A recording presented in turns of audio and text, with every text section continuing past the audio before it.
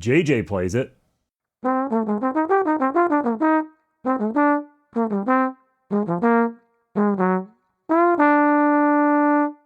Steve Davis plays it. Even Michael Dees plays it.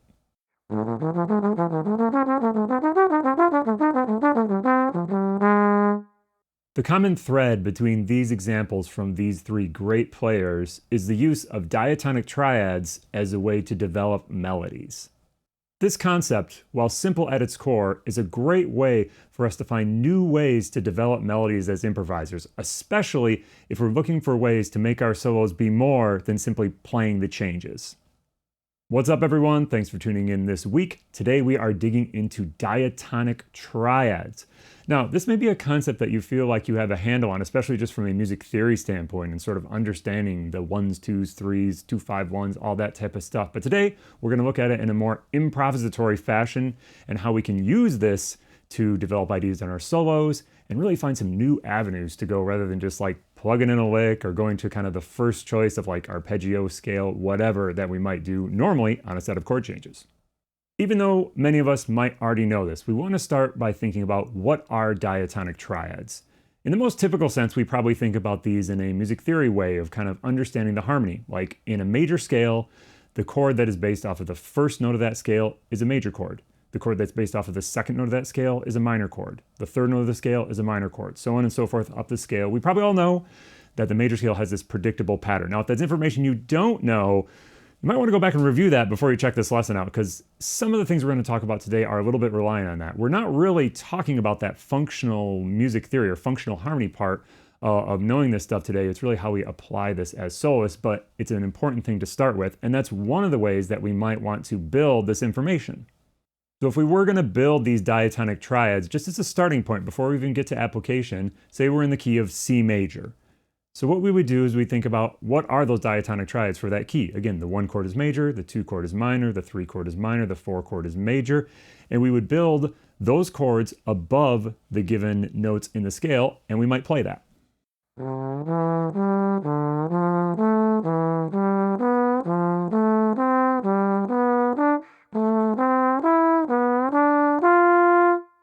And so on and so forth. That is probably not new information for most of you checking out this video.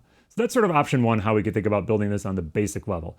Option 2, which I think is very useful for how we're going to talk about this today, is to think a little bit more about the shapes that are present in this rather than just sort of like the nuts and bolts, this is a major chord, this is a minor chord. Let's say we're still in C major, but rather than worrying so much about if we're creating minor or major triads, we are simply going to worry about building the shape above each one of those roots. So when we're on C, C is in a space. So we're going to build the 2 spaces above that, and we're going to say in the key of C, in sort of our note set for this key. From there, we're going to go to the second note. D is on a line, so then we're going to build 2 lines above that. So it'll be line, line, line. For E, it's going to be space, space, space. And again, this entire time, we are sort of trying to stay within the note set of C major. So we don't really care that we're creating a minor triad, a major triad, whatever. We're just worried about staying within that scale. It's going to give us the same results, but how we think about this is important, especially as we carry this to some of our other types of scales that we might use as improvisers. Whichever way you choose to create it, it is going to give you this pattern with these chord qualities.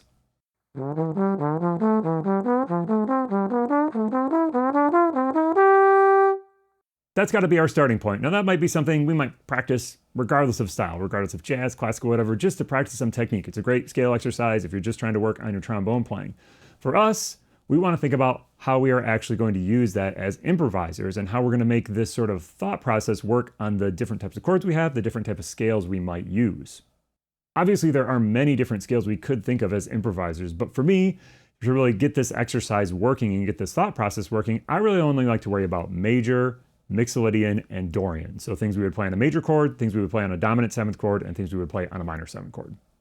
Now, just one quick caveat about these modes. There's a number of ways that we can approach thinking about these. My preferred approach to think of these is that, say we're in C major, and we're going to go to C Mixolydian. Some people would talk about that C Mixolydian is the 5th note of the F major scale, which is correct. However, that's not my preferred approach for these when we're thinking about improvising with them. I would much rather think about it is the C major scale with a lowered 7. So just like a dominant chord has a flat 7, this scale has a flat 7 as well. Now, both ways can be instructive and both sort of have their place, but that is the way I'm going to speak about it in today's lesson because that's the way I like to think about it. So say we are working on C Mixolydian. If we use that as our sort of note set, now we're playing a C scale, but it has a B flat in it instead of a B natural, we might want to think about that second approach that we used because our chord qualities are now going to be all sort of mixed up about where they're major, where they're minor from what we're used to in a major scale because everything has been shifted. But if we use that second approach and we just think about, again, that note set and build them from sort of a visual or kind of like stacking thirds standpoint, we can, I think, at least from my opinion, more easily navigate through this other mode using this same sort of shape.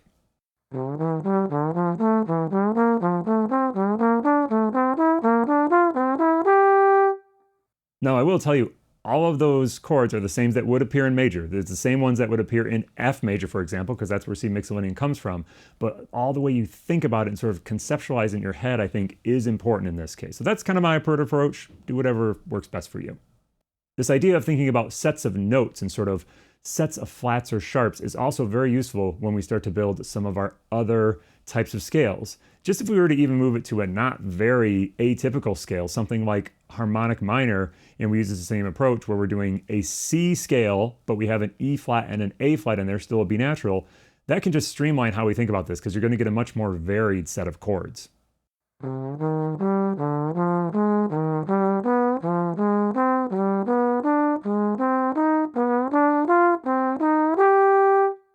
All right, that's the foundation of kind of how we build this stuff. Think about it a little bit, at least through some of the different scales that we might use as an improviser. How do we actually practice this? And then what do we do with it once we have a little bit under our fingers? The first thing you want to do from a practice standpoint is to play this in some sort of different permutations, different ways to navigate this shape through the scale. The first one I would start with is the most obvious. As the scale ascends, we're going to go up through the chord. As the scale descends, we're going to go down through the chord from the fifth.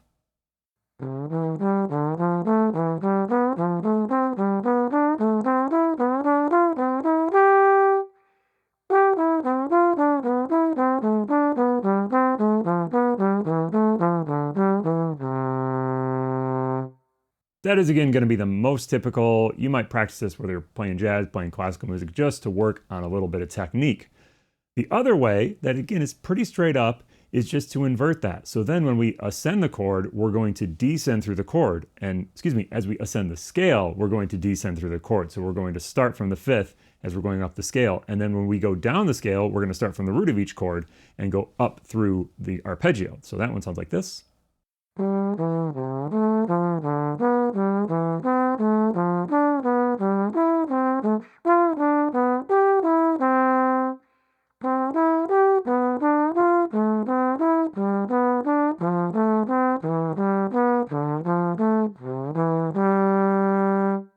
Both of those are really useful for us as improvisers, and actually our examples at the top, the JJ example and the Michael D's example, use that approach where they're just alternating, going up and down these arpeggios. I think actually JJ, if I think back to it, he just descends through the arpeggios as he's descending through sort of the scale. Mike D's alternates a little bit between both things, but really, really useful. And actually, if you just got that together, it would give you a lot of kind of ammunition to use for this idea.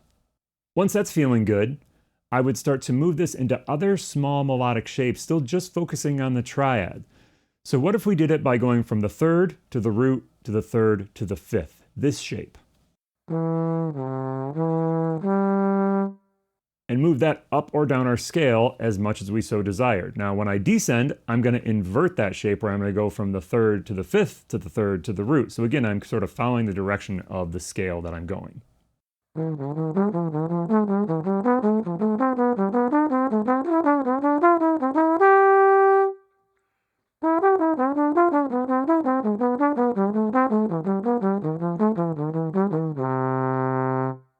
That way of moving through this idea is very similar to the Steve Davis example I played at the beginning. Now, in all honesty, I actually didn't pull that one directly from a Steve Davis solo.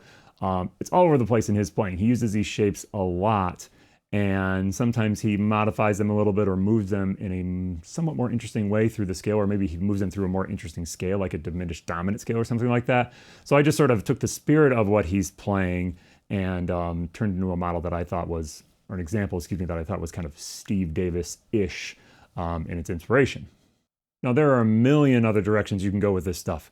Lots of approach note things, adding other notes to the triads, all this sort of stuff to get really deep into this sort of thing. Maybe we'll break this down with a little more depth on some of those more advanced things at some point, but for today, that's what I would focus on. Just doing the triads, ascending, descending in a couple different ways, and then maybe trying some of these simple ways to move through just the triad. Maybe it's inversions. Maybe it's, again, like we just did, this 3 root 3 5 type of stuff. Anything like that without adding extra notes, get some command over that information first.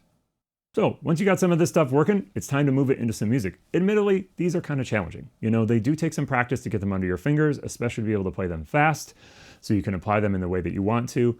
But once you're feeling a little confident in a few keys, move this into some tunes. This stuff works really, really great on modal tunes, where there are longer chunks of chords and you can sort of superimpose these kind of subtle chord movements on top of them. It works well as also on tunes that have changes, particularly on 2-5-1s. It can be very useful, particularly in major. We're not going to worry about that today. We're just going to look at a modal tune. We're going to look at the first section of the tune Recordame.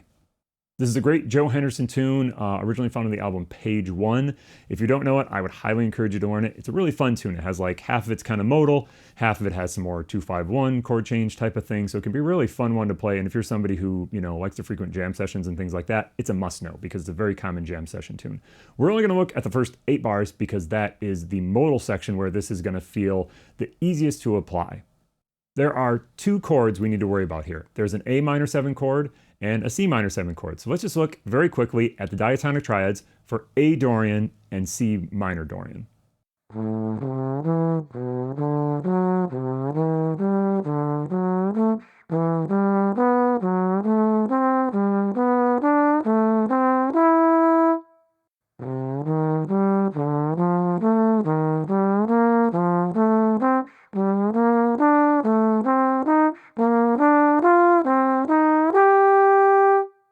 Now, I do have that all labeled on the screen as I just played that, but again, I'm not really so much thinking that I'm on like an A minor chord, then a B minor chord, then a C major chord. I'm thinking that I'm in A Dorian, and that I know that scale well enough, and I know sort of like the key signature or the sharps or flats that are at play, that I can sort of build this as I'm going, as we talked about at the beginning of the video. So I'm gonna give this a try through just the first 8 bars, just as a little example.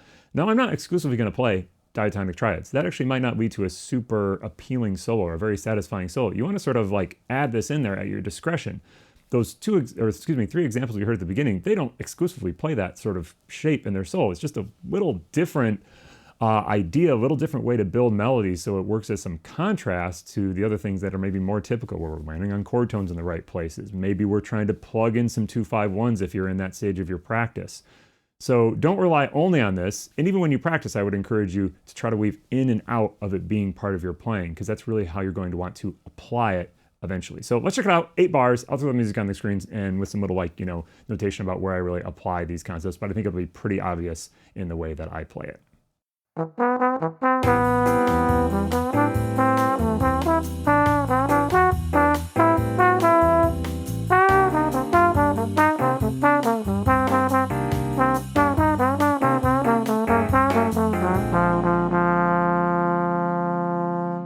there you go, diatonic triads. This is just sort of like opening the door on this concept. Like I said, it is a deep dive. You can get really deep into this, and it's especially a great gateway into maybe thinking about how do you start to play outside of the changes a little bit. Because right now, if you use these diatonic triads, you're sort of playing over top of the changes. Because there's a lot of times you're going to be playing non-chord tones and playing these chord shapes that really don't strictly fit into the chord.